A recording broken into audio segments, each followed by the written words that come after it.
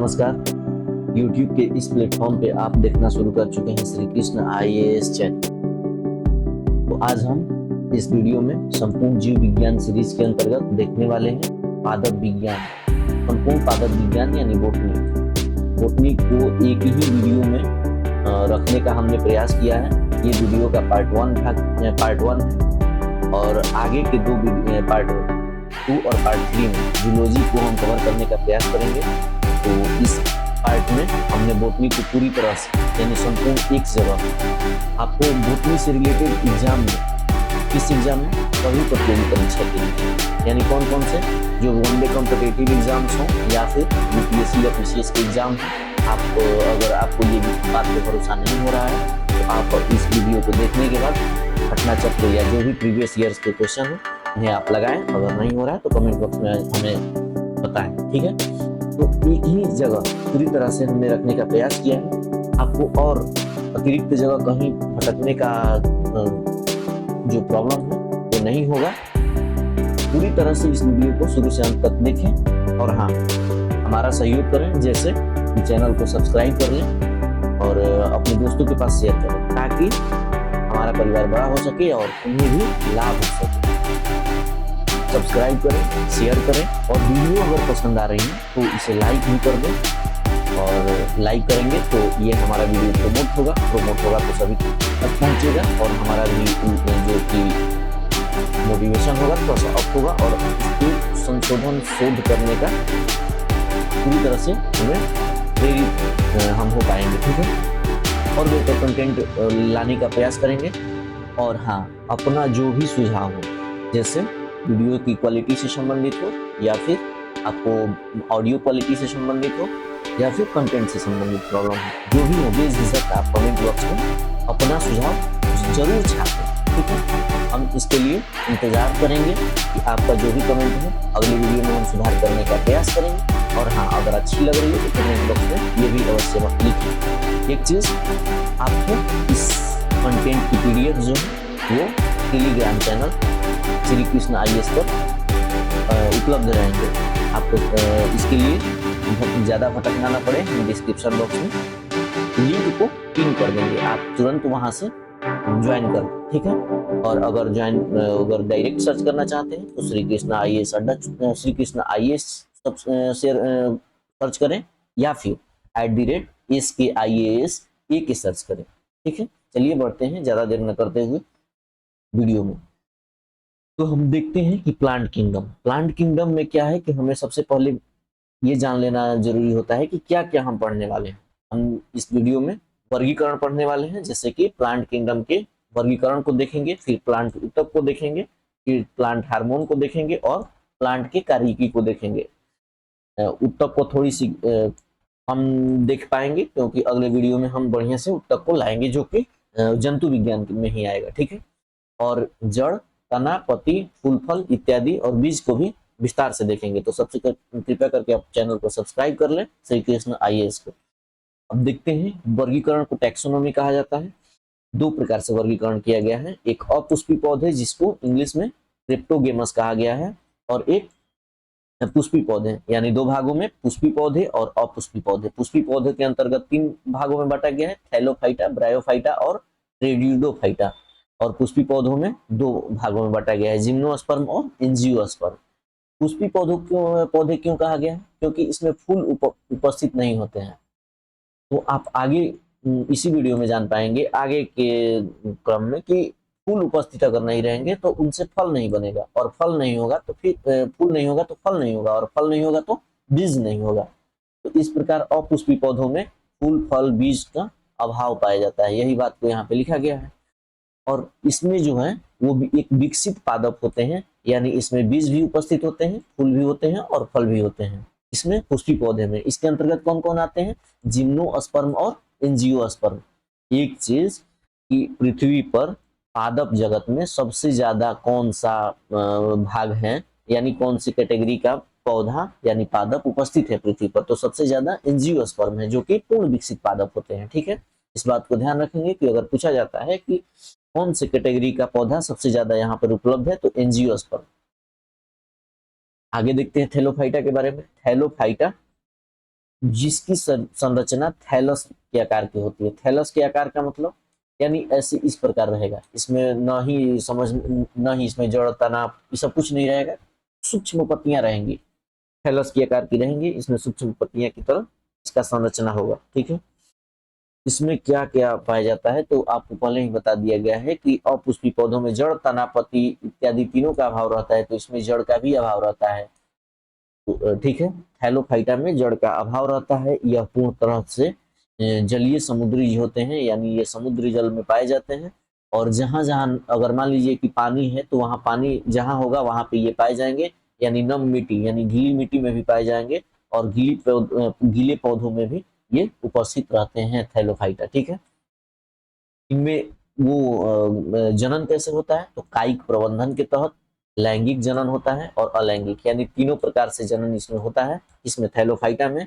और इनमें प्रकाश संश्लेषण भी होते हैं, यानी इनमें क्लोरोप्लास्ट उपस्थित होते हैं।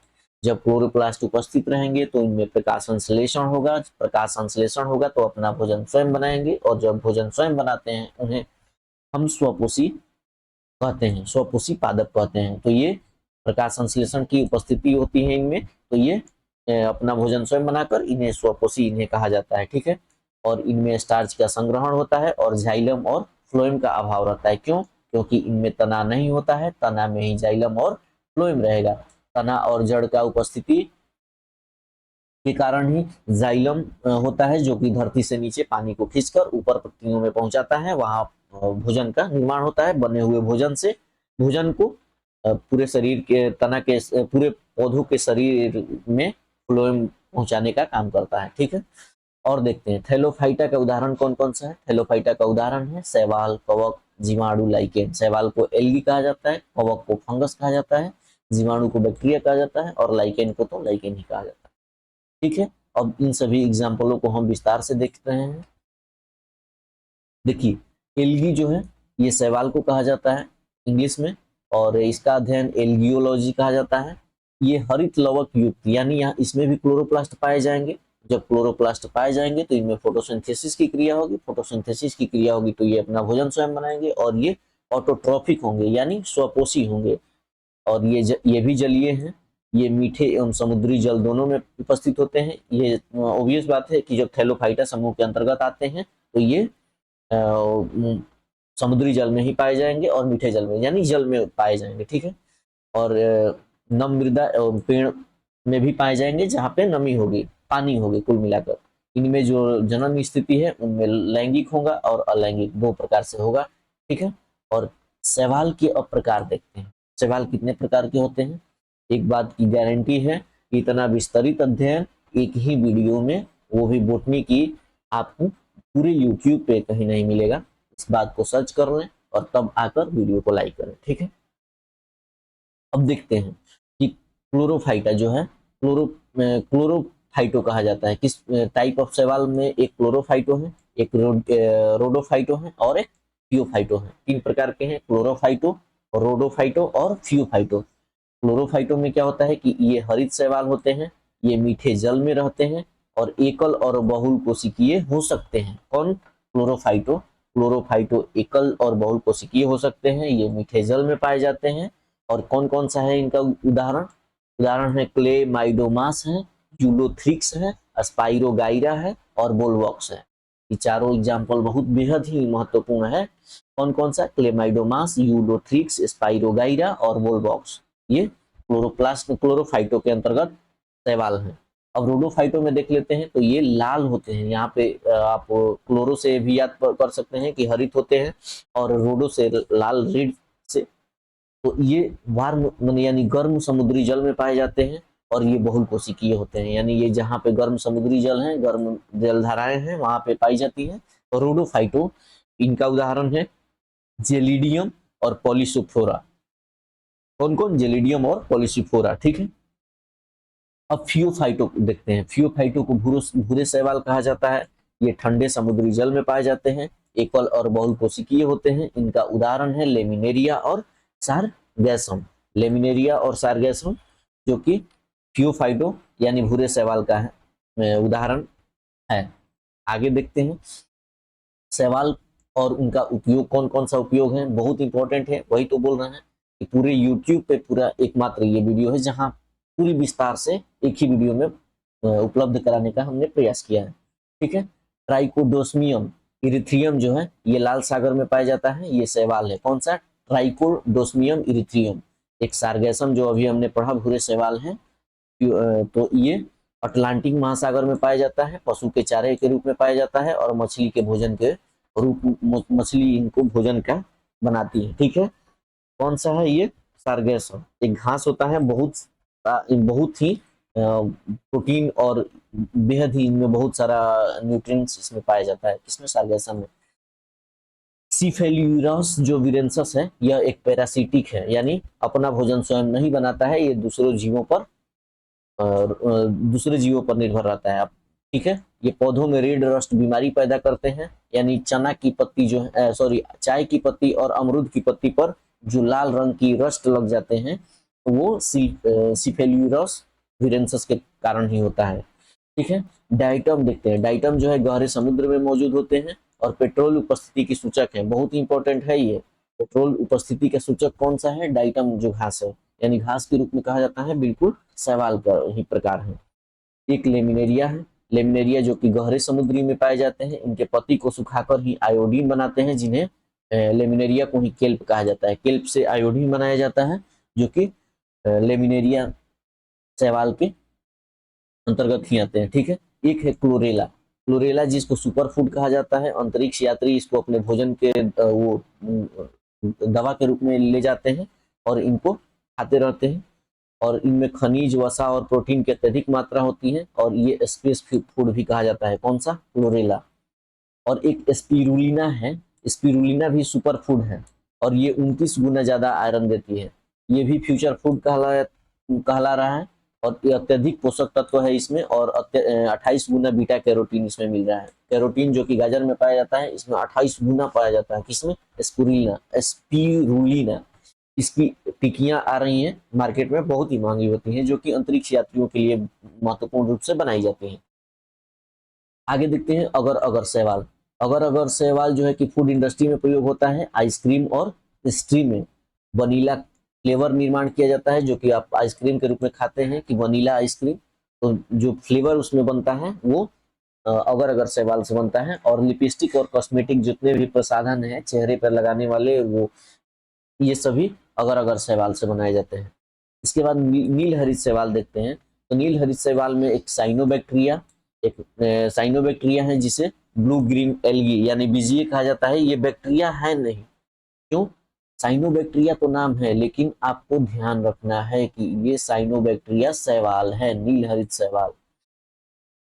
आपको उलझा सकता है कि इनमें से कौन बैक्टीरिया नहीं है, तो ये नील हरित साइनोबैक्टीरिया बैक्टीरिया नहीं है, बल्कि यह शैवाल है और ये नाइट्रोजन का स्थिरीकरण करता है और नाइट्रोजन का स्थिरीकरण यानी नाइट्रोजन से नाइट्रेट बनाता है और ये स्थिर पानी में पाया जाता है। नाइट्रोजन में प्रोटीन और न्यूक्लिक अम्ल ये सब पाए जाते हैं। और एक बात की ध्यान रखेंगे कि एनाबीना और नोस्टोक ये शैवाल और एक साइनोबैक्टीरिया, 3 शैवाल ध्यान से सुनेंगे। कौन कौन सा? एनाबीना, नोस्टोक और साइनोबैक्टीरिया, ये 3 शैवाल, केवल और केवल ये 3 नाइट्रोजन का स्थिरीकरण करते हैं। नाइट्रोजन का स्थिरीकरण कौन कौन सा शैवाल करते हैं? साइनोबैक्टीरिया, एनाबीना और नोस्टोक। लेकिन नाइट्रोजन के स्थिरीकरण का कार्य कौन करता है? बैक्टीरिया करता है। लेकिन जो शैवाल हैं वो कौन कौन से करते हैं? तो एनाबीना, नोस्टोक और साइनोबैक्टीरिया। बहुत ही इंपॉर्टेंट है, आप इसको जितना कम कहें उससे ज्यादा इंपॉर्टेंट है। क्यों? क्योंकि बैक्टीरिया ही अक्सर नाइट्रोजन का स्थिरीकरण करते हैं, जैसे राइजोबियम है चने के, वो हैं, आगे हम देखने वाले हैं। लेकिन शैवाल जो है अपवाद स्वरूप साइनोबैक्टीरिया, एनाबीना और नोस्टोक, 3 शैवाल जो कि ये नाइट्रोजन का स्थिरीकरण करते हैं, इसलिए महत्वपूर्ण है। अब आगे देखते हैं फंगस यानी कवक के बारे में। कवक जो होते हैं एकल और बहुल कोशिकीय जीवधारी हैं। इनमें क्लोरोप्लास्ट का अभाव पाया जाता है, इसलिए ये मृतोपजीवी होते हैं या परजीवी। परजीवी यानी जिंदे पर भी रह सकते हैं, लेकिन मृतोपजीवी हैं जो वो मृत पादप और जंतुओं पर निर्भर रहते हैं। ठीक है, इनकी जनन स्थिति ये है कि ये सेक्सुअल और असेक्सुअल दोनों प्रकार का जनन करते हैं, यानी लैंगिक और अलैंगिक दोनों प्रकार से जनन कर पाते हैं। कौन सा? फंगस। ये खमीर जो है इसके खमीर भी फंगस का प्रकार है। अब देखते हैं एप्लीकेशन, यानी फंगस का क्या कार्य है। देखिए दैनिक जीवन में उपयोग अगर देखा जाए तो एग्रीकस, बोलेटस, कोरल फंगस और पफबाल फंगस, ये 4 गो फंगस हैं जो कि हम मशरूम के रूप में, तो इसका भोजन के रूप में यूज करते हैं। कौन कौन सा? एग्रीकस, बोलेटस, कोरल फंगस और पफबाल फंगस। भले ही इनका वर्गीकरण हम नहीं कर पाते हैं, डिवीजन नहीं कर पाते हैं कि कौन सा हम खा रहे हैं, लेकिन इन्हीं चारों में से हम खाते हैं। ठीक है, लोग जनरली। लेकिन वही अगर बात मर्सेला की किया जाए, सॉरी, अगर मर्सेला की किया जाए, मर्सेला और गुच्छी जो मशरूम है ये बहुत ही महंगा है। ये मशरूम ही है मर्सेला और गुच्छी, जो कि कहाँ पाए जाते हैं? मुख्यतः पीओके और लद्दाख वाले क्षेत्र में पाए जाते हैं। इनकी खेती नहीं की जाती है, ये प्राकृतिक रूप से पाए जाते हैं, इसीलिए ये बहुत महंगे हैं। अगर खेती की जाती तो सस्ते हो जाते हैं, लेकिन ये प्राकृतिक रूप से ही पाए जाते हैं, बहुत ही उपयोगी होते हैं और रिच इन प्रोटीन होते हैं। पृथ्वी का सबसे रिच इन प्रोटीन मर्सेला और गुच्छी मशरूम होते हैं। तो ये इसलिए नेचुरली उगते हैं, इन्हें इनकी खेती नहीं की जा सकती है, इसलिए ये बहुत ही महंगे होते हैं। लगभग 50-60 हजार रुपए पर केजी होते हैं, तो आप अंदाजा लगा सकते हैं। एक है पेनिसिलियम नोटेटम, ये भी कवक है। इससे ही 1926-27 में अलेक्जेंडर फ्लेमिंग जो थे, विश्व का पहला एंटीबायोटिक पेनिसिलियन बनाया था, जिसको उनके इसी कार्य के लिए पुरस्कार मिला 1952 में। ठीक है, एक है क्लेबिसेप्स परप्यूरिया, जो कि टॉक्सिक फंगस है। ये कहाँ लगते हैं? चना, मूंगफली, गेहूं आदि के भंडारण के दौरान ये लग जाते हैं। इन्हीं को बचाने के लिए हम दवा डालते हैं। कौन सी फंगस होते हैं? क्लेबिसेप्स परप्यूरिया। एक है राइजोपस। राइजोपस जो है चमड़ा, तंबाकू के पत्ती, ब्रीड मोल्ड इत्यादि के ऊपर पाए जाते हैं। कहाँ कहाँ? चमड़ा में, तंबाकू की जो पत्तियां होती हैं उनमें, और ब्रीड मोल्ड के ऊपर पाए जाते हैं। कौन सा? राइजोपस। आगे देखते हैं अब बैक्टीरिया। बैक्टीरिया को हिंदी में जीवाणु कहा जाता है। ये एकल कोशिकीय होते हैं और प्रोकैरियोटिक होते हैं। ये भी पैरासिटिक होते हैं, यानी अपना भोजन स्वयं नहीं बनाते हैं। लेकिन कुछ सहजीवी होते हैं, जो कि सहजीवी, पैराजीवी इत्यादि आदि को हम बाद में डिस्कस करने वाले हैं।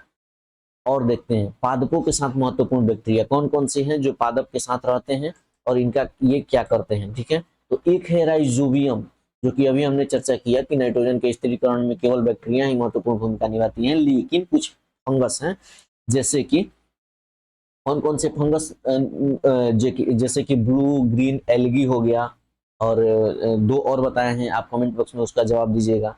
ठीक है, वो दोनों केवल फंगस हैं जो काम करते हैं नाइट्रोजन स्थिरीकरण का, लेकिन मुख्य रूप से ये बैक्टीरिया का वर्क है। तो राइजोबियम लिग्यूमिनस है, ये सहजीवी है, और ये मटर, अरहर, मूंग यानी दलहन, उड़द जितना भी जड़ है इत्यादि के फसल पर के नीचे रहते हैं। ये नाइट्रोजन स्थिरीकरण का सभी जो भी राइजोबियम है, इन सब का कार्य नाइट्रोजन स्थिरीकरण है। लेकिन कौन कौन से पौधे में? जैसे सोयाबीन के पौधे में राइजोबियम जेपोनिकम, और अल्फाल्फा घास के जड़ में राइजोबियम मेलिलोटी सॉरी, और राइजोबियम फेसियोली जो है वो बीन्स के जड़ों में कार्य करते हैं। ठीक है, आगे देखते हैं। आगे है लाइकेन। लाइकेन कवक और शैवाल के बीच में सहजीविता का प्रदर्शन करते हैं। कौन कौन से? कवक और शैवाल के बीच में सहजीविता का प्रदर्शन कौन करते हैं? लाइकेन। लाइकेन जो है वायु प्रदूषण के प्रति संवेदनशील है, यानी वायु प्रदूषण को सूचित करते हैं। कौन सा? लाइकेन। यह SO2 के कारण ही समाप्त हो जाते हैं, यानी SO2 अगर अधिक होते हैं तो लाइकेन समाप्त हो जाते हैं। यह वायु गुणवत्ता का सूचकांक है, ये तो पहले ही बता दिए। रोजेला लाइकेन जो है, रोजेला लाइकेन द्वारा लिटमस बनता है। लिटमस का निर्माण कौन से लाइकेन द्वारा होता है? Rosella lichen. कौन कौन से टाइप्स ऑफ, एक बार देखते हैं कि टाइप्स है टेलिकोलस, पोर्टिकोलस और सेक्सिकोलस। तो टेरिकोलस में नम मृदा में जो पाए जाते हैं लाइकेन, पोर्टिकोलस जो कि पेड़ की छाल में पाए जाते हैं, और सेक्सिकोलस जो है पर्वत पर पाए जाते हैं। आगे देखते हैं। अब ये हमारा हेलोफाइटा समाप्त होता है। अब आगे चलते हैं ब्रायोफाइटा की ओर। ब्रायोफाइटा जो है उभयचर पादप है, यानी अब ये जल से निकलकर कुछ कुछ मट्टी में भी उगने लगते हैं, तो इन्हें उभयचर कहा जाता है। ये जो प्रथम है पृथ्वी पर उगने वाला उपपादप है, यानी उपपादप को कहा जाता है क्योंकि ये जल में भी रहते हैं और पृथ्वी पर भी, तो यानी सेमी लैंड प्लांट्स इन्हें कहा जाता है ब्रायोफाइटा को। पानी व नम मृदा में ये भी उगते हैं, पानी में भी और नम मृदा में ये उगते हैं, और ये मृदा अपरदन रोकने में सहायक होते हैं, और पत्ती नुमा इनकी संरचना होती है। जड़ तना पत्ती स्पष्ट नहीं होता है, यानी अभाव होता है, जाइलम और फ्लोएम का अभाव होगा। एक बात याद रखिएगा, ये कॉन्सेप्ट है कि अगर जड़ और तना नहीं रहेंगे तो जाइलम और फ्लोएम का अभाव होगा ही होगा। क्लोरोप्लास्ट इसमें प्रेजेंट होता है सॉरी क्लोरोप्लास्ट इसमें प्रेजेंट होता है, इसलिए ये अपना भोजन स्वयं निर्माण कर पाते हैं, और भोजन निर्माण कर पाते हैं तो इसलिए इन्हें ऑटोट्रोफिक कहा जाता है। इनका उदाहरण है लीवरवर्ट, मॉस और हॉर्नवर्ट। लीवरवर्ट के अंतर्गत पिलिया, रिसिया और मर्चेंटिया, ये 3 प्रकार के अलग अलग नामों से विख्यात हैं। पिलिया, रिसिया, मर्चेंटिया ये लीवरवर्ट है। मास में फुनेरिया, पॉलीट्रिचम और एस्फेगेनम। फुनेरिया जो है एंटीसेप्टिक दवाओं के निर्माण में काम आती है, पॉलीट्रिचम है, और एस्फेगेनम है जो कि पीट कोयला के रूप में जानी जाती है। ये कौन कौन इसका यूज करता है? स्कीमो जो जनजाति है अपने युग्नू जो इनका आवास स्थान होता है उसी में यूज करते हैं। कौन सी? एस्फेगेनम। एस्फेगेनम क्या है? ब्रायोफाइटा के अंतर्गत आते हैं। हॉर्नवार्ट है जो कि एंथोसेरोस नाम से प्रचलित है। आगे देखते हैं टेरिडोफाइटा। टेरिडोफाइटा जो है वो फुल लैंड प्लांट है, यानी पूरी तरह से पृथ्वी पर उगने वाला प्लांट कौन सा है? टेरिडोफाइटा। ये भूमि पर उगने वाला प्रथम पादप है, ये भूमि पर उगने वाला। और इनकी जो बॉडी होती है अब मुख्यतः 3 प्रकार में डिवाइड हो जाती है, पत्ती, तना और जड़। जब जड़ और पत्ती तना हो जाता है तो इसमें जाइलम उपस्थित हो जाता है, सॉरी जाइलम इसमें और फ्लोएम उपस्थित हो जाते हैं। ये कंसेप्ट है।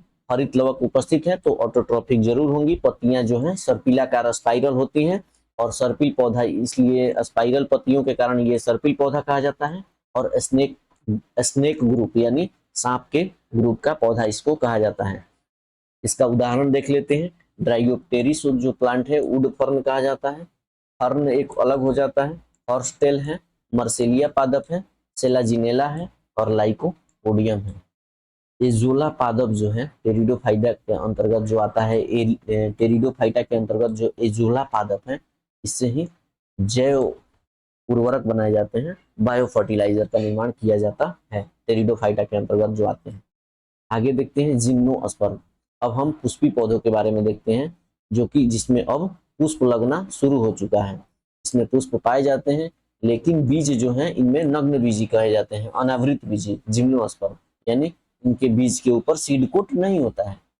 ये अधिक विकसित पादप समूह है, यानी ये बहुत ज्यादा विकास हो जाता है इनका, ठीक है। यानी इनमें जो भी पादप के गुण है सब विकास हो जाते हैं। जैसे नग्न, लेकिन बीज जो होता है नग्न बीजी पौधे होते हैं।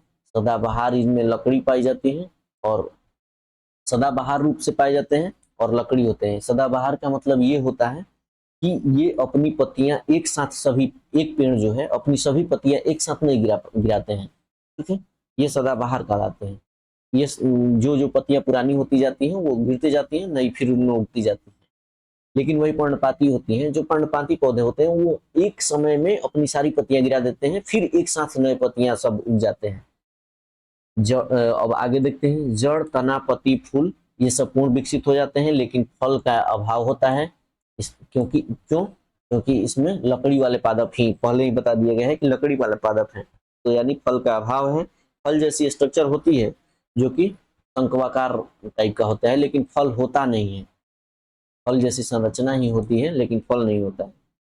इनमें अधिकतर पादप मरुस्थलीय और पर्वतीय होते हैं। कैसे होते हैं? मरुस्थल में पाए जाते हैं या फिर पर्वत में पाए जाते हैं, ठीक है। जाइलम और फ्लोएम विकसित रूप से होते हैं, सक्रिय रूप में कार्य करते हैं। पत्तियां जो होती हैं कांटे रूप में विकसित हो जाती हैं। आगे देखते हैं इसके उदाहरण के बारे में। पाइनस जो है एक उदाहरण है, जिसे चिलगोजा कहा जाता है या ड्राई फ्रूट्स ऑफ जिम्नोस्पर्म कहा जाता है, बहुत इंपॉर्टेंट है। ड्राई फ्रूट्स के रूप में जाना जाता है पाइनस को। पाइनस जियार्डियाना एक होता है, ठीक है। एक साइकस है, साइकस के तना से स्टार्च प्राप्त होता है और साबूदाना का निर्माण होता है, जिसे हम अक्सर फास्टिंग के टाइम में यूज करते हैं साबूदाना। तो साबूदाना किससे बना रहता है? साइकस से। फ्यूजा होता है, ये एक झाड़ी होती है, फ्यूजा झाड़ी होती है और ये सजावटी मोर पंखी के रूप में होती है। सीडरस जो होता है ये देवदार का पेड़ को कहा जाता है। ये हिमालयन और शंक्वाकार होते हैं, शंकु के आकार का होता है। इससे फर्नीचर बनता है और दवा का निर्माण होता है। एबिस जो होता है इसे फर पादप कहते हैं। यह पर्वतीय क्षेत्र में पाया जाता है। एगो जिनकगो बिलोबा होता है, ये मेडन हेयर ट्री कहा जाता है, फर्नीचर में यूज होता है। और जो ब्लड का थिनर है, यानी ब्लड को जो ज्यादा गाढ़ा होता है, ब्लड को थिन करने के लिए जो दवा बनती है वो जिंकगो बिलोबा से बनती है। ठीक है। एक लैरिंग्स है, लैरिंग्स को लार्ज पौधा कहा जाता है जिससे नाव निर्माण किया जाता है। ठीक है। पाइन जो है चीड़ पौधा है, टारपीन का तेल इससे प्राप्त किया जाता है पाइन से। इन्फेंट्रा है जो कि दमा की दवा इन्फेंट्रिन है, इसी से बनाया जाता है, इन्फेंट्रा से। आगे देखते हैं, इन्फेंट्रा के बाद देखते हैं सफेद स्प्रूस जो है, इसको क्रिसमस ट्री, आप अभी तक शायद ही जानते होंगे कि क्रिसमस ट्री का नाम क्या है। सफेद स्प्रूस है या पिसिया ग्लूका, पिसिया ग्लूका या सफेद स्प्रूस को ही वो क्रिसमस ट्री कहा जाता है। अगला है सिकोया सिम्पोवेरेंस। ठीक है। ये रेडवुड का है पौधा, रेडवुड इसे हिंदी में कहा जाता है और इसका वैज्ञानिक नाम सिकोया सिम्पोवेरेंस है। और ये विश्व का सबसे लॉन्गेस्ट और बिगेस्ट ट्री है विश्व का, यानी पृथ्वी का पूरे। और इसकी ऊंचाई जो होती है 160 से 300 फीट होती है और व्यास 20 से 25 फीट, और जीवन काल इसका 1600 से 2500 वर्ष होता है। एक्जेमिया पिग्मिया है जो कि जिम्नोस्पर्म का सबसे छोटा पौधा होता है। आगे देखते हैं एंजियोस्पर्म। एंजियोस्पर्म आवृत बीजी होता है, यानी इसमें बीज के ऊपर सीड कोड पाए जाते हैं। और पादप जगत का सबसे बड़ा समूह यही है, यानी इसमें सबसे अधिक पेड़ पौधे पाए जाते हैं। क्यों? क्योंकि इसमें पूर्ण विकसित अंग होते हैं, जैसे भौतिक और जनन अंग। भौतिक अंग में कौन कौन हो गए? Root, leaf, stem.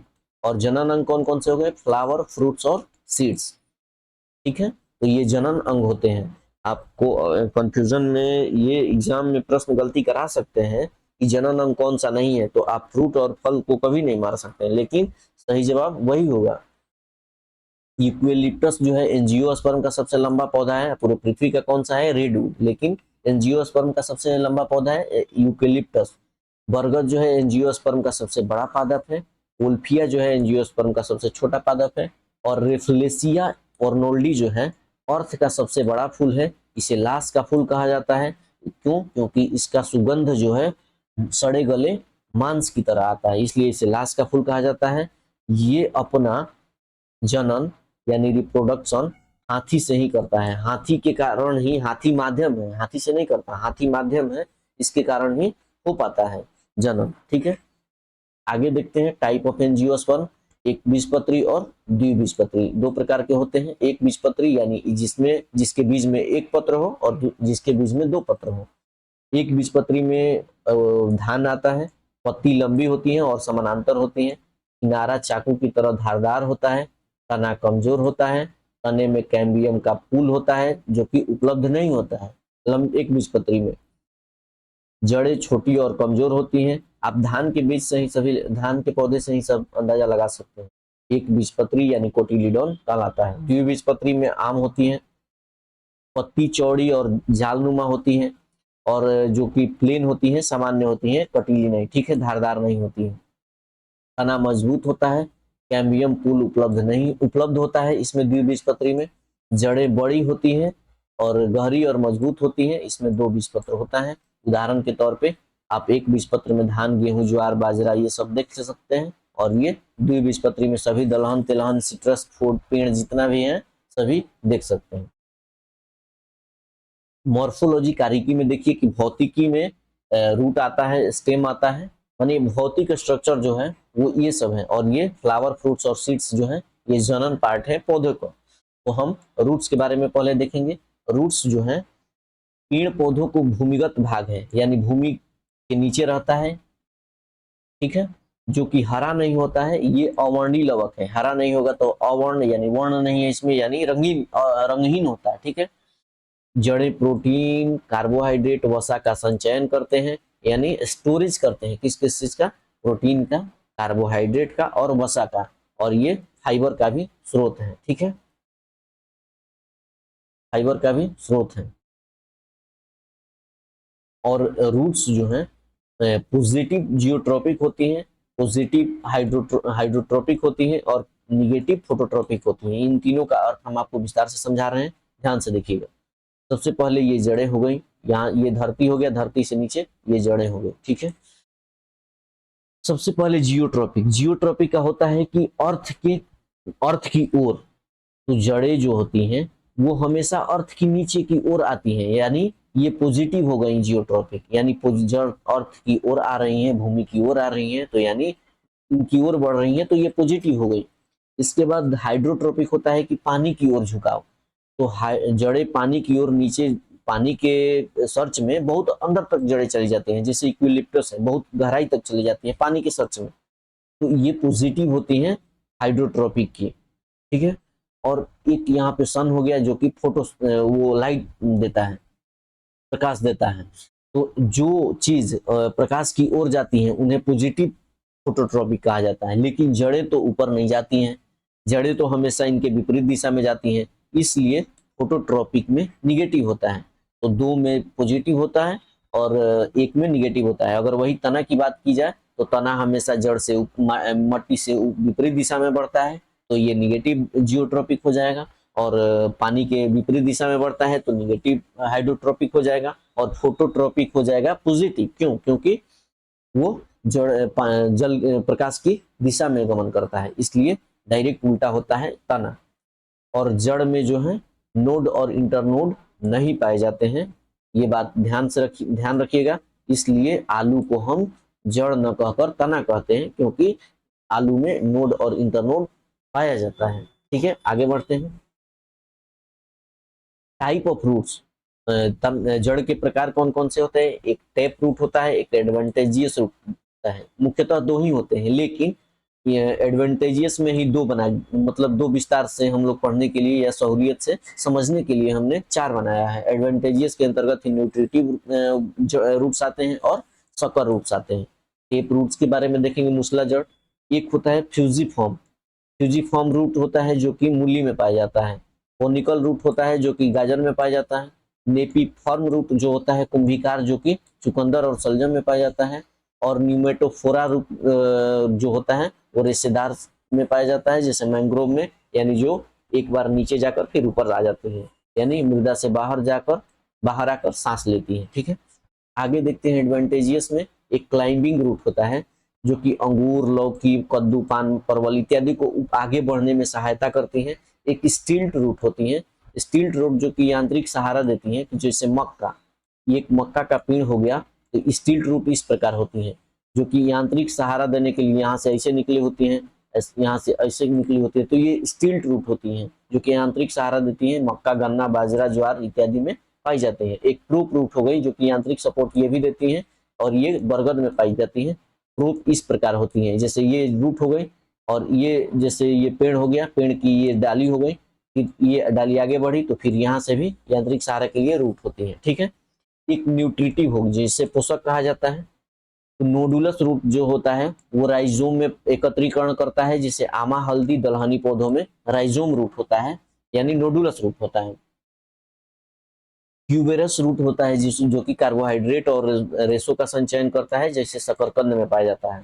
Fleshy root हो गया जो कि कार्बोहाइड्रेट का संचयन करता है, इसको फ्लैसिकुलेटेड भी कहा जाता है, जैसे कि डहेलिया के जड़ में पाया जाता है। ये सभी न्यूट्रिटिव रूट्स हैं जो कि पोषक तत्व संचरण करती हैं। शक्कर रूट हो गए, शक्कर रूट में एक पूर्ण परजीवी है और एक अर्ध परजीवी है। पूर्ण परजीवी और अर्ध परजीवी को ध्यान से समझिएगा, इसके बाद आपको परेशानी नहीं होगी। ये हो गया एक पेड़, पेड़ हो गया, पेड़ में ये हो गया जाइलम, और ये हो गया फ्लोएम। एक जो कि परजीवी हैं, जो कि शक्कर रूट्स होती हैं, मान लीजिए कोई सा भी पौधा है जो कि अपना रूट इन दोनों में फैला दिया, जैसे एक एग्जाम्पल पल के तौर पर लेते हैं अमरबेल। अमरबेल क्या होती हैं कि ये आम या किसी भी अन्य पौधों में अपने रूट को जाइलम और फ्लोएम तक पहुंचा देती हैं। किसके जाइलम और फ्लोएम में? जो आम या बरगद होते हैं उनके जाइलम और फ्लोएम में। क्यों? क्योंकि आम और बरगद के जो रूट हैं वो नीचे से पानी और खनिज लवण को खींचकर पत्तियों तक पहुंचाते हैं और पत्तियों से भोजन बना के फ्लोएम लाते हैं। तो सभी न्यूट्रिएंट्स और पानी ये सभी यहीं से प्राप्त करके अमरबेल जीवित रहता है। और एक दिन ऐसा होता है कि अमरबेल पूरी तरह से इनको समाप्त कर देता है, इनके भोजन को अपने पास खींचकर।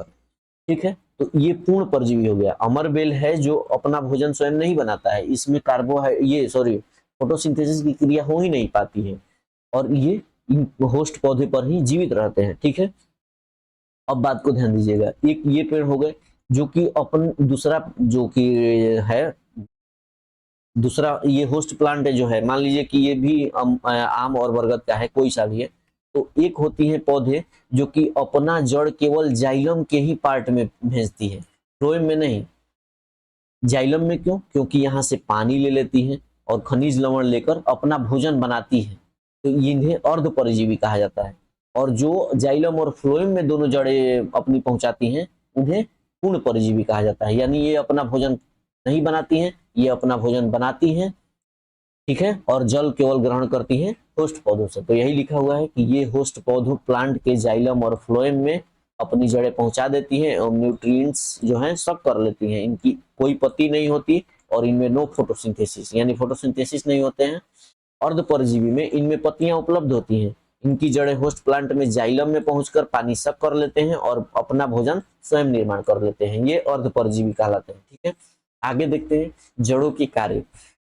जड़ों के कार्य के बारे में देखा जाए तो पौधों को स्थायीकरण प्रदान करते हैं और मृदा से पानी और खनिज का अवशोषण करते हैं। किस प्रक्रिया से? ओस्मोसिस प्रक्रिया से। ठीक है, कार्बोहाइड्रेट, फाइबर्स आदि का भंडारण करते हैं और दोनों जो कार्बोहाइड्रेट और फाइबर्स का भंडारण कौन करते हैं? जड़।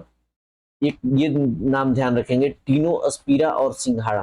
टीनोस्पारा और सिंघाड़ा जो है, इसके जड़ में क्लोरोप्लास्ट पाए जाते हैं, इसलिए इनका जड़ प्रकाश संश्लेषण करता है। ये अपवाद स्वरूप है और बहुत इंपॉर्टेंट है। क्यों? क्योंकि जड़ें तो अक्सर फोटोसिंथेसिस की क्रिया करती ही नहीं है, लेकिन टीनोस्पारा और सिंघाड़ा ये दोनों फोटोसिंथेसिस करते हैं। राइजोफेरा और जूसिया पौधों की जड़ें भी श्वसन करती हैं, यानी और श्वसन की बात की जाए तो पत्तियां श्वसन की कार्य करती हैं, लेकिन राइजोफेरा और जूसिया जो है पौधे, इनकी जड़ें भी श्वसन का कार्य करती हैं। ये इंपॉर्टेंट हो जाता है। आगे देखते हैं लीफ के बारे में। लीफ देखिए, ये तना हो गया, तना से जुड़ी होती है। जो भाग जुड़ा रहता है इसे पेटियोल कहा जाता है, डंठल जिसे हिंदी में कहा जाता है।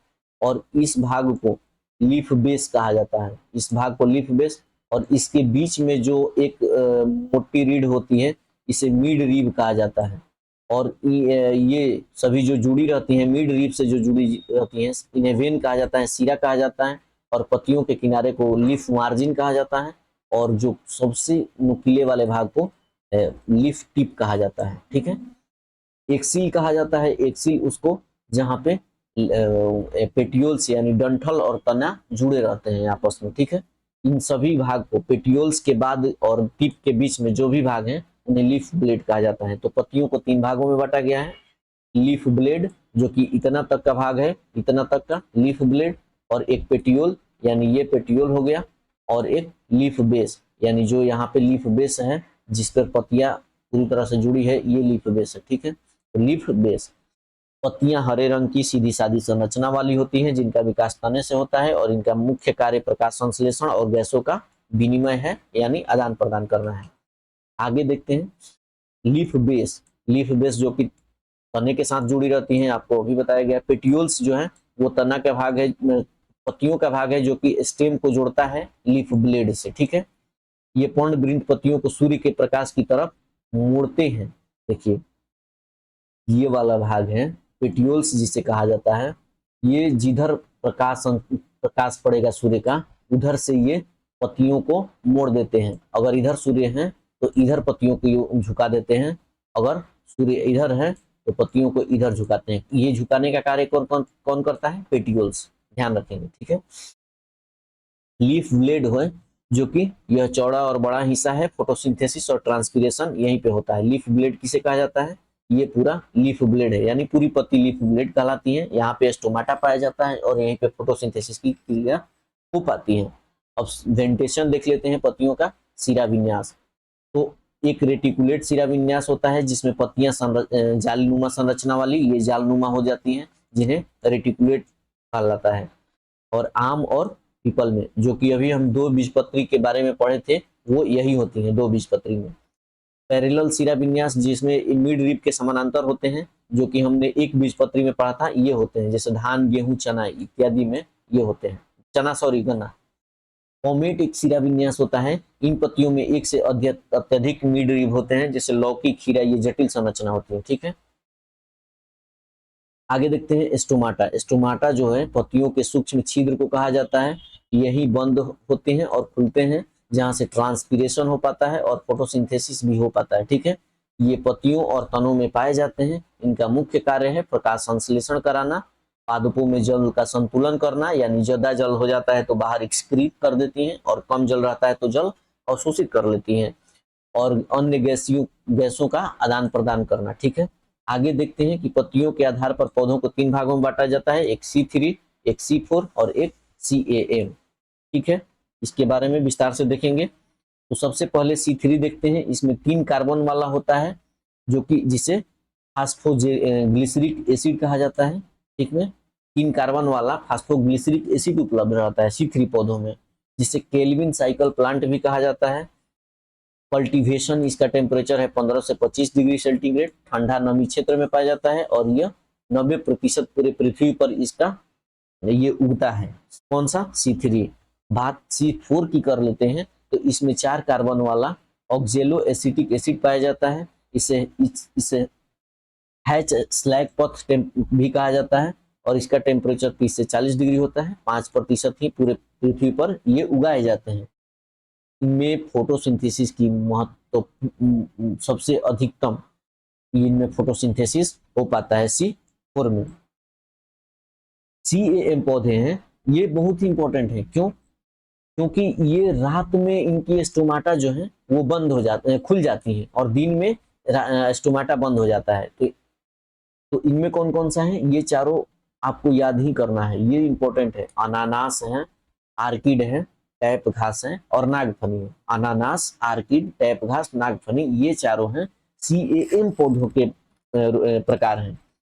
इनमें इनकी विशेषता क्या है? ये रात में प्रकाश संश्लेषण की क्रिया कर पाते हैं और दिन में इनकी स्टोमाटा बंद हो जाती है। C4 है 4 कार्बन वाला, इसमें ऑक्जेलो एसिटिक एसिड पाया जाता है। C3 में है, इनमें 3 गो कार्बन वाला फास्फोग्लिसरिक अम्ल पाया जाता है। ठीक है, उदाहरण की बात कर ले तो उदाहरण में देखिए C3 में होता है कि नो मोर फोटोसिंथेसिस, यानी बहुत ज्यादा फोटोसिंथेसिस नहीं हो पाता है, लेकिन 95% पृथ्वी पर यही उपलब्ध है। कौन कौन से? धान, गेहूं, जौ, आलू, पालक इत्यादि इत्यादि है। जितने भी 95% है तो यानी बहुत ज्यादा होंगे। ठीक है, C4 की बात की जाए तो इसमें बंद स्टोमेटा में भी फोटोसिंथेसिस होता है, तुलनात्मक ज्यादा O2 निकालते हैं, ये ज्यादा O2 निकालते हैं। कौन कौन सा? ये 5 ही प्रतिशत पूरे पृथ्वी पर हो पाते हैं, मतलब उगाया जाता है। मक्का, गन्ना, ज्वार, बाजरा और मिलेट्स, ये सभी ज्यादा ऑक्सीजन निकालते हैं। अब देखते हैं, और CAM जो पौधे हैं उनका तो हमने पीछे ही बता दिया कि अनानास, आर्किड, टैप घास और नागफनी होते हैं। पत्तियों के कार्य क्या है? कि फोटोसिंथेसिस है, वाष्पोत्सर्जन करके जल संतुलन करना, ताप का नियंत्रण रखना, यानी ताप के नियंत्रण का कार्य कौन करता है? पत्तियां। सुरक्षा का कार्यक्रम, यानी नागफनी है जो कि अपने ऊपर कांटे विकसित कर लेती हैं, जिससे कोई उनको आसानी से चबा न जाए और उनका प्रकाश संश्लेषण प्रभावित न हो सके, इसलिए वो अपने पत्तियों में कांटे विकसित कर लेते हैं। वेजिटेटिव प्रजनन होता है, यानी ब्रायोफिलियम में वेजिटेटिव प्रजनन होता है। गैसों का विनिमय भी करती है, गैस को ग्रहण करना और निकालने का कार्य पत्तियों का ही है। आगे देख लेते हैं कि कुछ पत्तियां जो हैं अपने रूप को ही बदल देती हैं। क्यों? क्योंकि अस्तित्व बचाने के लिए या फिर किसी अन्य प्रकार से। ठीक है, तो अब देख लेते हैं कि कैसे।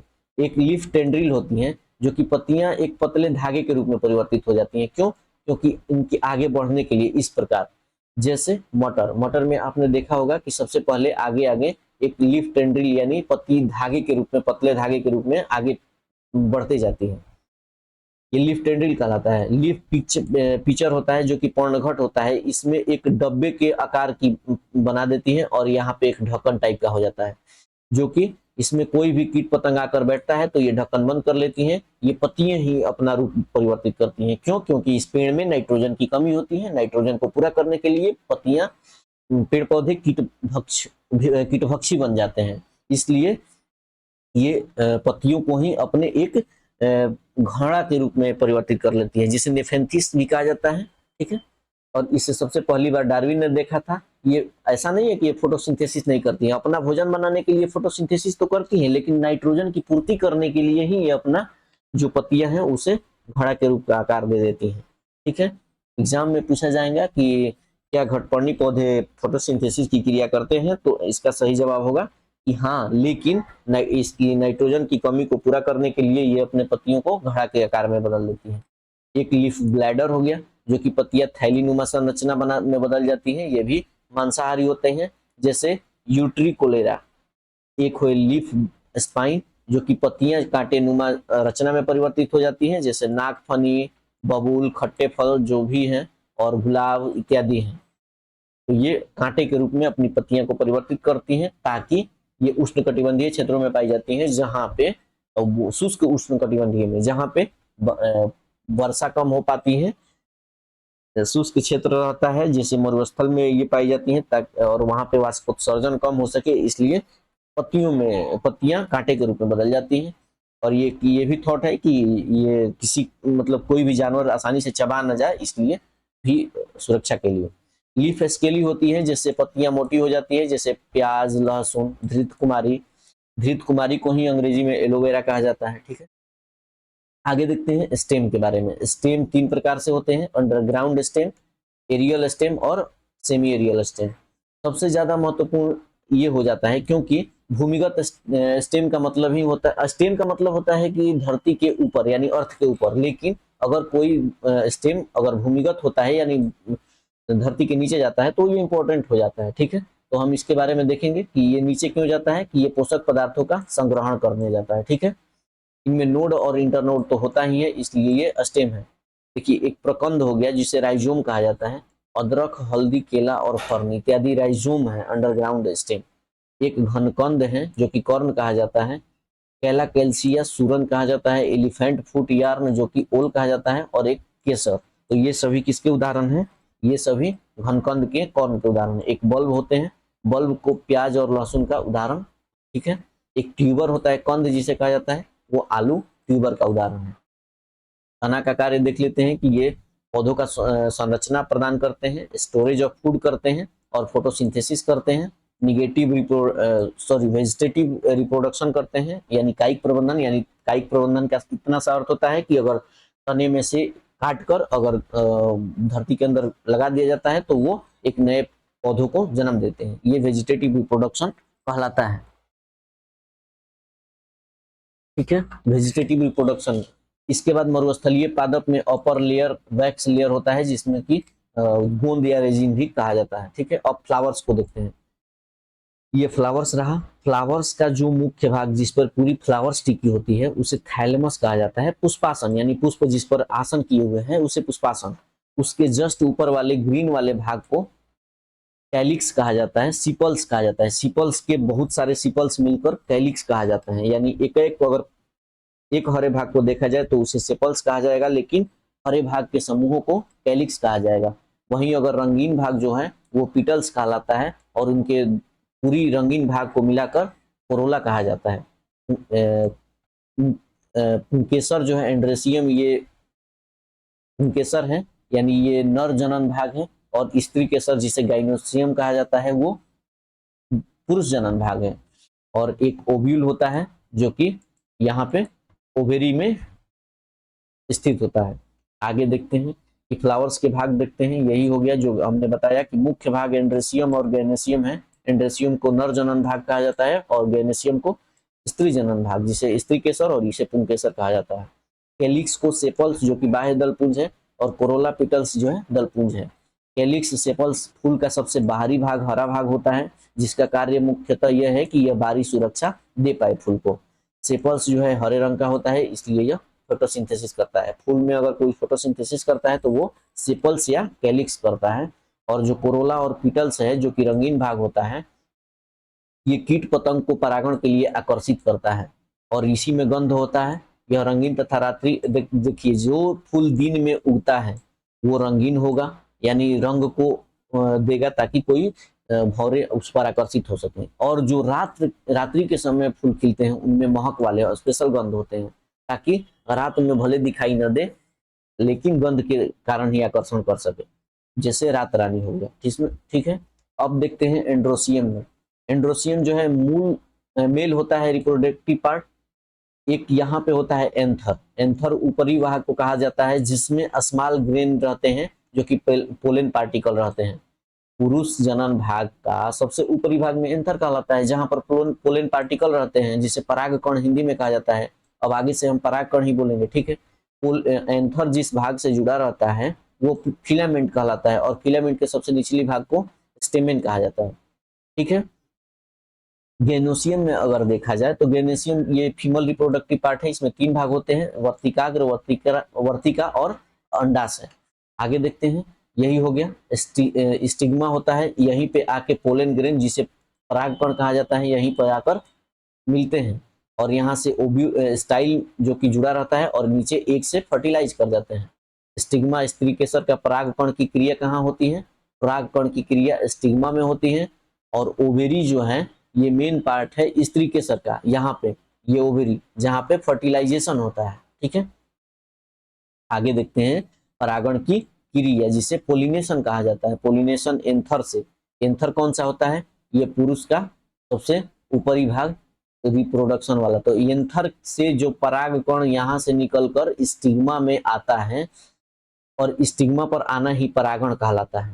परागकण का स्टिग्मा में आना परागण कहलाता है। परागण 2 प्रकार के होते हैं, एक स्वपरागण, एक परपरागण। स्वपरागण क्यों किसे कहा जाता है? जैसे देखिए यहाँ पे एक ही फूल पर, एक ही पौधे पर, ठीक है, एक पौधे पर 2 अलग अलग फूल हो सकते हैं। एक पौधे पर एक फूल में 2 लिंग उभयलिंगी भी हो सकते हैं और एक लिंगी भी हो सकते हैं। तो सबसे पहले एक फूल हो गया, एक फूल में 2 लिंग होते हैं, एक स्त्री केसर और एक पुरुष केसर, ठीक है, पुंकेसर जिसे कहा जाता है।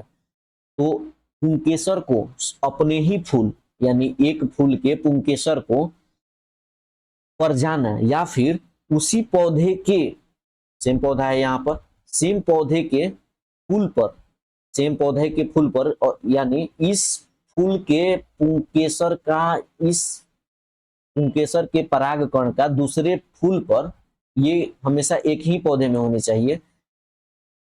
अगर इस फूल पर भी आ रहा है तो इसे स्वपरागण कहा जाएगा, ठीक है। लेकिन वही बात अगर क्रॉस पॉलिनेशन कहा जाए तो क्रॉस पॉलिनेशन में पादप अलग अलग होने चाहिए, ठीक है। एक ये पादप हो गया और एक ये पादप हो गया, दोनों अलग अलग पादप होंगे और इसके फूल पर से इसके फूल पर क्रॉस पॉलिनेशन होगा, ठीक है। लेकिन ये भी एप्पल का अगर है तो ये भी एप्पल का ही होना चाहिए, न कि एप्पल मैंगो से, ठीक है। इस बात का ध्यान रखना चाहिए कि इस क्रॉस पॉलिनेशन में हमेशा एक दो पादप शामिल होते हैं लेकिन एक ही स्पीसीज होता है, ठीक है। इनको ही जेनोगेमी कहा जाता है, क्रॉस पॉलिनेशन को, ठीक है। माध्यम की आवश्यकता होती है, यानी यहाँ से परागकण को यहाँ पर जाने में माध्यम की आवश्यकता तो होगी ही। माध्यम जैविक भी हो सकता है और अजैविक भी। जैविक का मतलब जीव होना चाहिए, जैसे कीट पतंग, हाथी वगैरह वगैरह होती हैं। लेकिन अजैविक का मतलब अजैविक यानी हवा से भी जा सकता है, पानी से भी जा सकता है। यही है कि स्वपरागण में 2 प्रकार से होते हैं, एक ऑटोगेमी, एक जेटोनोगेमी।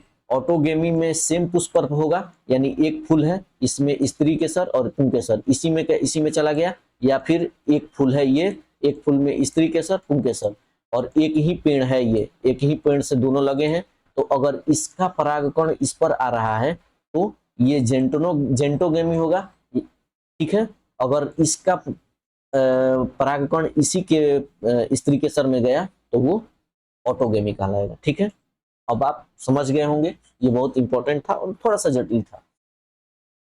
देखिए 80% पादप जो है वो हर्मेफ्रोडाइट होते हैं, यानी उभयलिंगी होते हैं, अर्थात ये स्वपरागण करते हैं। यानी जो एक ही फूल हो उसमें पुरुष और स्त्रीलिंग दोनों होते हैं, यही बात कहा जा रहा है। ये सेल्फ पोलिनेशन का उदाहरण है, जैसे धान, गेहूं, फूल गोभी, प्याज। और जेनोगेमी जो है वो क्रॉस पोलिनेशन को कहा जाता है। आगे देखिए, पर परागण के माध्यम क्या है? माध्यम तो होना चाहिए ना एक पेड़ से दूसरे पेड़ में जाने के लिए परागकण को। तो एक हाइड्रोफिली है जो कि जल के माध्यम से, एनिमोफिली है हवा के माध्यम से जो जाता है उसे एनिमोफिली कहता है, जूफिली जानवरों के द्वारा, एंटोमोफिली कीटों के द्वारा, मेलिटोफिली जो कि मधुमक्खियों के द्वारा, कैंथेरोफिली जो कि बीटल के द्वारा यानी जिसे गोगरौला कहा जाता है, मायोफिली या सेप्रोमायोफिली जो है मक्खी के द्वारा, और मिथोफिली बर्ड के द्वारा, चिरेप्टोरोलॉजी चमगादड़ के द्वारा, मिर्मिकोलॉजी चींटी के द्वारा, और साइकोलॉजी बटरफ्लाई या तितली के द्वारा, मैलेकोलोफिली घोंघू या सीपी के द्वारा, ओफियोफिली सर्प के द्वारा। परागण के बाद निषेचन होता है, निषेचन के बाद फल बनता है। आगे देखिए, फ्रूट्स निर्माण से पहले हम निषेचन की प्रक्रिया देख लेते हैं। निषेचन कैसे होता है? नर युग्मक तथा मादा युग्मक के मिलने से निषेचन होता है। सबसे पहले पोलिनेशन होता है, यानी परागकण का उनके स्त्री के सर तक पहुंचना पोलिनेशन कहलाया। वहां पे जर्मिनेशन होता है, तब ओव्यूल का पेनिट्रेशन होता है, तब फर्टिलाइजेशन होता है, तब फ्रूट्स बनता है। निषेचन कहाँ होता है? हमेशा याद रखिएगा अंडाशय में। अंडाशय कौन सा है? ये वाला अंडाशय है, जो ये भाग है ये अंडाशय है। ये अंडाशय नहीं है, ये वर्तिकाग्र है, ये वर्तिका है, और ये अंडाशय है। अंडाशय में ही हमेशा निषेचन होता है। निषेचन की प्रक्रिया अगर देखा जाए तो यहाँ पे एक ये जो नर भाग है, यहाँ से दो परागकण यहाँ पर आते हैं। दो परागकण आगे बढ़ते हैं। यहाँ पे ओवेरी में 3 एग रहते हैं। स्त्री केसर के ओवरी में ये नीचे वाला 3 एग उपस्थित रहते हैं। यहाँ से 2 आता है। कौन सा? परागकण। तो एक परागकण और एक एग मिलकर एम्ब्रियो यानी भ्रूण का निर्माण करता है, और बाकी जो एक परागकण है वो और 2 बचे हुए एग, ये तीनों एक साथ मिल जाते हैं और ये बनाते हैं इंडोस्पर्म यानी भ्रूणपोष जो कहलाता है। भ्रूणपोष जो है इसका काम क्या है कि ये जो भ्रूण बना है यही भ्रूण आगे चल के फ्रूट बनेगा, फ्रूट से बीज बनेगा, सीड्स बनेगा। इसी सीड्स को हमेशा पोषक तत्व प्रदान करना ही एंडोस्पर्म का काम है। एंडोस्पर्म किससे बनता है? तो एक परागकण और 2 एग से मिलकर एंडोस्पर्म बनता है। वही एंडोस्पर्म जो है एम्ब्रियो को पोषक तत्व प्रदान करता है। ठीक है। अब निषेचन के पश्चात जो है वो जो फूल है उसके भाग क्या क्या होते हैं देखिएगा। निषेचन के पश्चात जो बाह्य दलपुंज या पुंकेसर है वो सूख कर अलग हो जाते हैं। वर्तिकाग्र जो है और वर्तिका मुरझा जाते हैं। जो ये दोनों वर्तिकाग्र और ये वर्तिका है वो मुरझा जाते हैं। ओवेरी और एवं एग जो है ये फल में बदल जाते हैं और बीज में बदल जाते हैं। आगे देखिए, आगे फ्रूट्स के बारे में पढ़ा जाए। फ्रूट्स जो है पोमोलॉजी कहलाता है इसका अध्ययन। निषेचित जो निषेचन होता है और पूर्ण परिपक्व जो अंडाशय है उसी का निर्माण फल के रूप में हो पाता है। और फल का कार्य है कि बीज की सुरक्षा प्रदान करना, बस इतना ही सा काम है इसका फल का। और जो फल को देखते हैं कि फल में क्या क्या होता है। ये पूरी फल है, यानी आम को ही देखा जाए तो सबसे ऊपरी भाग को इपिकार्प कहा जाता है, जिसे बाह्य फल भीति कहा जाता है। बीच वाले भाग को जिसे हम खा पाते हैं उसे मध्य फल भीति यानी मेसोकार्प कहा जाता है। और सबसे नीचे वाले को एंडोकार्प यानी सबसे आंतरिक भाग को, जो सीड के ऊपर हार्ड लगा रहता है, आंतरिक होती है जो कि कठोर दीवारें होती हैं, उन्हें एंडोकार्प आंतरिक फल भीति कहा जाता है। अब सीड के बारे में देखिए, ये सीड है पूरी। तो सीड के सबसे बाहरी भाग को सीड कोट जिसे बीज पत्र कहा जाता है, जो कि बाहरी आवरण से सुरक्षा करता है। उसके अंदर जो होता है एम्ब्रियो होता है और उस सबसे अंदर में इंडोस्पर्म होता है। अब फल के बारे में देखिए कि 3 प्रकार के फल होते हैं। एक सत्य फल हो गया, एक असत्य फल और एक पार्थेनोकॉर्पिक फल हो गया। सत्य फल, जब फल का विकास जो है अंडाशय यानी ओवरी द्वारा हो तो इसे सत्य फल कहा जाता है। ओवरी आप समझ ही गए होंगे, पृथ्वी पर 90% सत्य फल है। ठीक है। जिसे एग्जाम्पल के रूप में देख लीजिए, आम, अंगूर, कीवी, संतरा, माल्टा जो है खट्टे फल जो है, लीची, जामुन, केला इत्यादि सभी सत्य फल है। असत्य फल इंपॉर्टेंट हो जाता है, क्यों? क्योंकि ये बहुत कम मात्रा में है। असत्य फल किसे कहते हैं? जब फल का विकास फूलों के अन्य भाग जैसे दलपुंज, बाह्य दलपुंज, पुष्पासन आदि से मिलकर हो तो उसे असत्य फल कहा जाता है। यानी वास्तविक फल इसे कहा जाता है जो कि ओवरी से हो, और ओवरी के अलावा जो भी फल बनाने में भाग लेते हैं उन्हें असत्य फल कहा जाता है। इसका एग्जाम्पल 6 है, बहुत बार पूछा गया है हर एग्जाम में। कौन कौन सा है? एक सेब है, काजू है, कटहल है, स्ट्रॉबेरी है, अनानास है, सहतूत है। सहतूत को तूत भी कहा जाता है और इसे मलबरी भी कहा जाता है, जो रेशम बीमा। तो ये सभी 6 हैं, बहुत इंपॉर्टेंट है ये, इनको याद ही कर लीजिएगा। और ठीक है, आगे जिसे जो भी अपवाद स्वरूप है उन्हें याद कर लीजिएगा और बहुत इंपॉर्टेंट है। एक है पार्थेनोकॉर्पिक फल। पार्थेनोकॉर्पिक यानी बिना बीज के जो फल हैं, जो अनिषेच यानी निषेचन की क्रिया न हुआ हो, उन फलों को पार्थेनोकॉर्पिक कहा जाता है। एग्जाम्पल के रूप में देख लीजिए, पपीता में बीज नहीं आ रहा है, अंगूर में बीज नहीं आ रहा है, केला में नहीं, अनानास में नहीं। ये 4 जो हैं, ये अब आप कहिएगा कि पपीता में तो बीज होता है, लेकिन पार्थेनोकॉर्पिक उसे कहा जाता है जिसे वो बाहर निर्माण किया जाता है, लेबोरेटरी में कृत्रिम निर्माण किया जाता है, जिसमें बीज को हटा ही दिया जाता है। ये जो होता है वो इसको कृत्रिम निर्माण किया जाता है। ठीक है, और आगे बढ़ते हैं। खाने योग्य भाग जो है ये सभी हैं। आम के कौन सा भाग खाया जाता है? तो मीजोकॉर्पिक। बेर को एपिकॉर्पिक और मीजोकॉर्पिक। बादाम में बीज, अखरोट में ये सभी। एक बार आप देख लीजिएगा, स्क्रीनशॉट ले लीजिए, इसको देख लीजिएगा। ठीक है, विभिन्न प्रकार के मसाले जो हैं और मसाले के भाग जो खाए जाते हैं वो सभी हैं। धनिया जो है सूखे फल और पत्तियां हैं, इसका भी स्क्रीनशॉट ले लीजिए, ये भी बहुत इंपॉर्टेंट है। ठीक है, ये भी बार बार किसी न किसी एग्जाम में पूछे जाते रहे हैं। आगे देखिए, अब पादप कुल। पादप कुल में कौन कौन से पादप किस कुल में आते हैं, ये सभी इंपॉर्टेंट है। जैसे क्रूसीफेरा ब्रेसिकेसी, ये सभी सरसों परिवार जो भी हैं, ये क्रूसीफेरा में और ब्रेसिकेसी में आते हैं, जो कि सल्फर परिवार भी है। सभी सरसों इसी में आते हैं। फूल गोभी, सलजम, पत्ता गोभी, मूली, ब्रोकली, ये सभी इसी में आते हैं। मालवेसी जो है ये कपास परिवार हैं। गुड़हल, भिंडी, कपास ये सभी आते हैं। फेवलेस जो है इसमें लेग्यूमिनस, बीन्स, मटर, दलहन इत्यादि आते हैं। सोलानेसी इंपॉर्टेंट है। सोलानेसी इंपॉर्टेंट है क्योंकि इसमें आलू परिवार, टमाटर परिवार यानी सब्जी परिवार जो भी आते हैं। कंपोजिट भी है।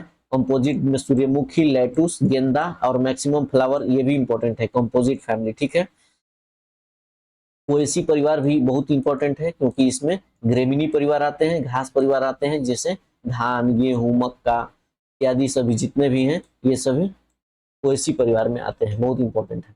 अनुवांशिक संशोधित फसलें हैं जिसमें कि अनुवांशिक रूप से संशोधित किया जा रहा है। जैसे जैसे अगर आप देखे होंगे, करेला जो कि है लौकी के आकार का आ रहा है, उसमें इसका मतलब क्या हुआ? यानी कि करेले के जो लंबाई वाले जीन है उसको बदल दिया जा रहा है, किससे? लौकी से। लौकी जो है बहुत मोटाता जा रहा है। ठीक है, इसी प्रकार से जीन को संशोधित किया जा रहा है और उनके गुणों में वृद्धि किया जा रहा है। गुण क्या क्या है जीन संशोधित? बाढ़ व सूखा रोधी है, यानी बाढ़ और सूखा से ज्यादा इनको मतलब है नहीं। कीट इनमें नहीं लग पाते हैं क्योंकि इनमें थोड़ी सी जहर की मात्रा डाल दी जाती है, कीटनाशक डाल दी जाती है। गुणात्मक और मात्रात्मक संशोधन किया जाता है। गुणात्मक से तात्पर्य यह है कि इसमें क्वालिटी चेंज किए जाते हैं, जैसे बढ़ा दिए जाते हैं, घटा दिए जाते हैं, इस प्रकार से। और मात्रात्मक का मतलब है इनमें हाइब्रिड डाल दिए जाते हैं ताकि एक ही फसल, एक ही पौधे में बहुत सारे मात्रा में, मतलब कि बहुत ज्यादा पैदावार बढ़ा दिए जाते हैं। ठीक है, और प्रदूषण मुक्त है। हानि के बारे में केवल 2 ही चीज याद रखिएगा, ह्यूमन हेल्थ इशू और इन्वायरमेंटल इशू, यानी मानव के स्वास्थ्य पे प्रभाव डाल रहा है और प्रकृति के प्रभाव पे। प्रकृति से छेड़छाड़ करेंगे तो प्रकृति प्रभाव अपना बताएगी ही। जैसे इसका एग्जाम्पल के रूप में बीटी कॉटन है, जो कि इसमें बीटी क्राई 1AC और 1AB जीन को जोड़ा गया है। भारत की एकमात्र उगाई जाने वाली फसल है यह 2002 से। ठीक है, बीटी ब्रिंजाल जो है, यह बीटी क्रायो 1AC और 1AB जीन जोड़ा गया है। यह भारत की पहली खाद्य योग्य फसल है। ठीक है, 2007 से 9 के बीच में यह प्रतिबंधित की गई है बीटी ब्रिंजाल। जीएम सरसों जो है, और इसे प्रतिबंधित क्यों किया गया है? क्योंकि ह्यूमन हेल्थ और इन्वायरमेंटल के इशू को देखते हुए। जीएम सरसों है जो कि DMH जो है, धारा मस्टर्ड हाइब्रिड, इसी के इसको जोड़ा गया है। कौन कौन सा? बार, बार्नेज और बार स्टार। ठीक है, आगे देखते हैं। जीएम सरसों जो है यह DU यानी दिल्ली यूनिवर्सिटी द्वारा डेवलप किया गया है। भारत की सेकेंड यह एडिबल फसल है। पहला कौन सा है? बीटी ब्रिंजाल, जिसका फील्ड ट्रायल भी हो चुका है। फील्ड ट्रायल का मतलब ही होता है कि कृषि विश्वविद्यालय में तो ट्रायल किया जा चुका है। एक गोल्डन राइस है। गोल्डन राइस में बीटा कैरोटीन का जीन जोड़ा गया है जो कि विटामिन ए से भरपूर होता है। और गोल्डन राइस 2 है जो इसमें 23 गुना विटामिन ज्यादा पाया जाता है। कौन, किससे? गोल्डन राइस से। गोल्डन राइस 2 में भारत में खेती इसकी नहीं होती है। आगे देखते हैं प्लांट हार्मोन। प्लांट की सक्रियता, संवेदन क्षमता, कंट्रोल व कोऑर्डिनेशन में मदद करता है प्लांट हार्मोन। इसमें होता है ऑक्सिन हार्मोन जो कि जिसे द एक्टिवेटर कहा जाता है। एक्टिवेटर का अर्थ ही होता है यानी एक्टिवेट करना यानी ग्रो करना। पादप के विकास व वृद्धि में, मुख्यतः शीर्ष के वृद्धि में यानी पौधों के जब सबसे ऊपरी वाले भाग के और या फिर सबसे निचले वाले भाग में वृद्धि के लिए शीर्ष वृद्धि कहा जाता है। पादप को सूर्य की तरफ झुकाते हैं, जैसे देखिए ये सूर्य की तरफ झुका रहा है। और अनानास में फूल के लिए भी जिम्मेदार है। इसका रासायनिक नाम indole acetic acid, indole butyric acid और इंडोल प्रोपेनिक एसिड है इसका नाम। ठीक है, रासायनिक नाम। और ऑक्सिन का, इसे कृत्रिम निर्माण भी किया जाता है जिसे नेप्थलीन एसिटिक एसिड कहा जाता है। कृत्रिम निर्माण ऑक्सिन का किया जाता है जिसे नेप्थलीन एसिटिक एसिड कहा जाता है। जिब्रेलिन हो गया। जिब्रेलिन बीज में अंकुरण हेतु जिम्मेदार है और बीज की सुसुप्तता अवस्था को तोड़ते हैं। यानी जो बीज भंडारण के लिए रखा जाता है और उसको जब बोया जाता है तो उस समय सुसुप्तता अवस्था को तोड़ने के लिए और अंकुरण के लिए कौन सा जिम्मेदार है? जिब्रेलिन। और तना में वृद्धि के लिए जिम्मेदार जिब्रेलिन ही है। और सेव और अंगूर के गुच्छों का आकार बढ़ाते हैं जिससे वो रसीले और बड़े बड़े हो जाते हैं। ठीक है, ऑक्सिन और जिब्रेलिन मिलाकर सीडलेस फ्रूट बनाते हैं जिसे अभी जो हमने बताया कि कॉर्पिक जो एसिड, कॉर्पिक जो फल हैं वो इसी से बनाए जाते हैं, ऑक्सिन और जिब्रेलिन से। साइटोकाइनिन, साइटोकाइनिन को देखा जाए तो ऑक्सिन की बहन है, यानी ये भी ग्रोथ और डेवलपमेंट करती है, नई पत्तियों का विकास करती हैं और क्लोरोप्लास्ट का एक्टिवेशन करती हैं और प्लांट टिश्यू को ग्रोथ में यानी लेटरल ग्रोथ करती है। कौन सा? Cytokinin. Abscisic acid, abscisic acid को द टर्मिनेटर कहा जाता है और यह एंटी ग्रोथ हार्मोन है यानी एंटी ऑक्सिन हार्मोन है। ऑक्सिन हार्मोन अगर बढ़ाता है तो उसको घटाने वाला अगर एब्सिसिक अम्ल है तो एंटीऑक्सिन कहा जाएगा। ठीक है, और बीजों को लंबे समय तक जीवन प्रदान करता है। जो जिब्रेलिन बीजों की सुसुप्तता अवस्था को तोड़ता था, किसकी उपस्थिति को हटाता था? एब्सिसिक अम्ल। एब्सिसिक अम्ल ही बीज को लंबे समय तक भंडारण योग्य बनाता है। तो एब्सिसिक अम्ल भंडारण बनाता है तो वही जो जिब्रेलिन है वो भंडारण की क्षमता को तोड़ता है और अंकुरण के लिए प्रेरित करता है। स्ट्रेस हार्मोन भी इसे कहा जाता है, एब्सिसिक अम्ल को तनाव हार्मोन। और विपरीत मौसम में पेड़ पौधों को ये बचाते हैं, विपरीत मौसम में। आगे देखते हैं एथिलीन हार्मोन जो है यह एकमात्र गैसीय पादप, और सब लिक्विड है लेकिन ये गैसीय पादप हार्मोन है। ये प्राकृतिक तौर पर फलों को पकाता है, माने फल को पकाने में सबसे ज्यादा जिम्मेदार कौन है? एथिलीन। श्वसन दर को बढ़ा देता है इसलिए फल को पकाने में सहयोग करता है। अवैध रूप से कैल्शियम कार्बाइड तथा एसिटिलीन गैस कृत्रिम रूप से फल को पकाकर, यानी अवैध रूप से हम लोग जैसे कि अपने कृत्रिम पकाने के लिए कैल्शियम कार्बाइड और एसिटिलीन गैस को यूज करते हैं, जो कि इसकी ये अवैध माना गया है। क्यों? क्योंकि इसमें आर्सेनिक और फास्फोरस का जहर पाया जाता है। तब बात आया कि आखिर कृत्रिम रूप से पकाया कैसे जाए, तो FSSAI एक संस्था है भारत सरकार की, इसने ही 2 केमिकल को वैलिडिटी प्रदान की। कौन कौन सा? इथेफोन और इथेरॉल। इंपॉर्टेंट है, याद रखिएगा, इथेफोन और इथेरॉल। ठीक है ना, ये कृत्रिम फल को पकाने हेतु जारी किया गया। एक फ्लोरिजन हार्मोन है जो कि फूल को खिलने में मदद करता है और एक ट्राउमेट्रिक हार्मोन है जो कि पेड़ को काटने पर या चोट लगने पर निकलता है यानी गोंद के रूप में। तो हमारा ये संपूर्ण रूप से एक पादप ऊतक को छोड़कर पूरी तरह से ये बोटनी का चैप्टर समाप्त होता है। तो आपको हमारा ये प्रयास, ये वीडियो कैसा लगा आप कमेंट बॉक्स में अवश्य बताइएगा। ठीक है, ये पार्ट 1 रहा।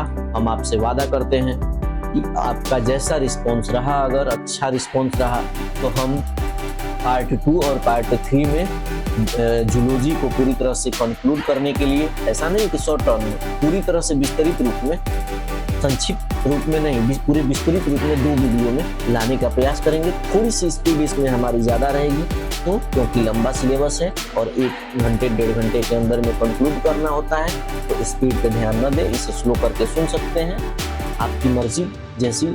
ठीक है, तो और एक गुजारिश आपसे, कृपया करके हमारा ये लोगो है, चैनल को सब्सक्राइब कर लें, और या फिर श्री कृष्ण आईएएस को सर्च करके सब्सक्राइब कर लें। दोस्तों के पास ज़्यादा से ज़्यादा शेयर करें, अपने स्टेटस में लगाएं। और हाँ, ये सभी प्रतियोगी परीक्षा के लिए उपयोगी है, खास करके स्टेट पीसीएस के लिए बहुत ही महत्वपूर्ण है। आप इसे प्रीवियस ईयर के प्रश्नों को लगा कर देख सकते हैं कितनी उपयोगी साबित हो रही है। जो प्रश्न आपसे वो नहीं बन पा रही हैं, आप कमेंट बॉक्स में अवश्य दें, पूरी तरह सॉल्व करने का प्रयास किया जाएगा। तो ये बोटनी हमारा कैसा रहा, आप कमेंट बॉक्स में पुनः एक बार बताइएगा। और आप अंतिम तक बने रहने के लिए धन्यवाद। आपका समय शुभ हो। अब मिलते हैं अगले वीडियो में, पार्ट 2 में, जूलॉजी में। धन्यवाद।